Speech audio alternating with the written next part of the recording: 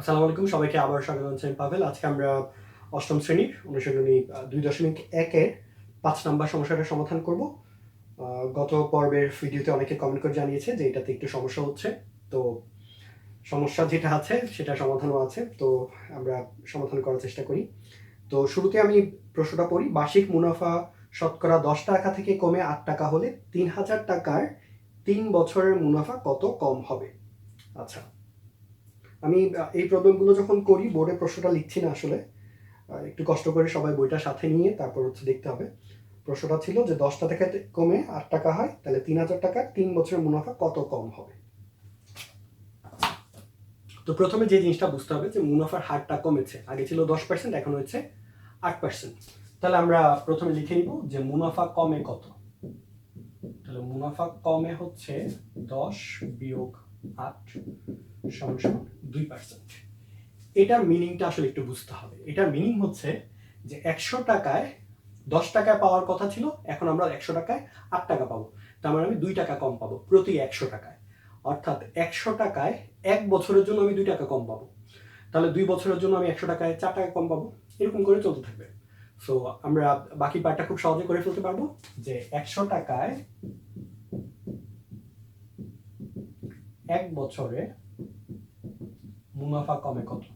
100 টাকায় 1 বছরে মুনাফা কমে হচ্ছে 2 টাকা।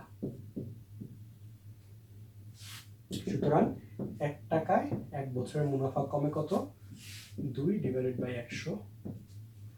আর 3000 টাকায় 3 বছরের মুনাফা কমে কত? 2 গুণ 3000 গুণ 3 নিচে হচ্ছে 100। আমি যদি এটা ক্যালকুলেশন করি 30 3 × 90 180 টাকা। তাহলে উত্তর হচ্ছে 180 টাকা। আশা করছি সবাই বুঝতে পেরেছেন। যদি বুঝতে থাকেন তাহলে বাকিদের সাথে শেয়ার করবেন, ফ্রেন্ডদের সাথে। যারা বাচ্চারা ভিডিওটা দেখছো তাদের কাছে রিকোয়েস্ট যে এই সময়টাতে ঘরে বসে যেহেতু এই প্রবলেমগুলো সলভ করছো, তোমাদের ফ্রেন্ডদেরকে জানাবে, হ্যাঁ, যে এরকম চ্যানেলের মধ্যে ভিডিওগুলো দেখা যাচ্ছে, ম্যাথ প্রবলেমগুলো খুব সহজে সলভ করা যাচ্ছে, যদি মনে করো যে হ্যাঁ সহজ। আর হচ্ছে অন্য প্রবলেমগুলো দেখবে, কোথায় কোথায় সমস্যা হচ্ছে মার্ক করে রাখবে, সেগুলো হচ্ছে কমেন্ট করে জানাবে। কমেন্ট যদি না করতে পারো তাহলে প্যারেন্টসদেরকে জানাবে যে কমেন্ট করতে হয় কিভাবে বা মেইল করতে হয় কিভাবে, কোনো সমস্যা নেই। ইনশাল্লাহ আমরা সবগুলো প্রবলেমে আস্তে আস্তে সমাধান করার চেষ্টা করব।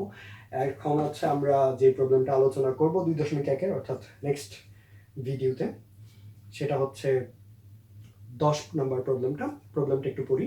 শতকরা বার্ষিক যে হারে কোনো মূলধন 6 বছরে মুনাফা মূলধনের দ্বিগুণ হয়, সেই হারে কত টাকা 4 বছরে মুনাফা মূলধনে 2050 টাকা হবে? আচ্ছা, এই অঙ্কটা করব, তারপর হচ্ছে বাকি সবগুলো আস্তে আস্তে করার চেষ্টা করব। যার যেটাতে সমস্যা হয় সেটা একটু দেখে নিবে, সবাই মনোযোগ দিয়ে দেখবে, দেখার সাথে সাথে অঙ্কটা একটু খাতায় লিখে ফেলবে, তাহলে হচ্ছে ভালো করা যাবে।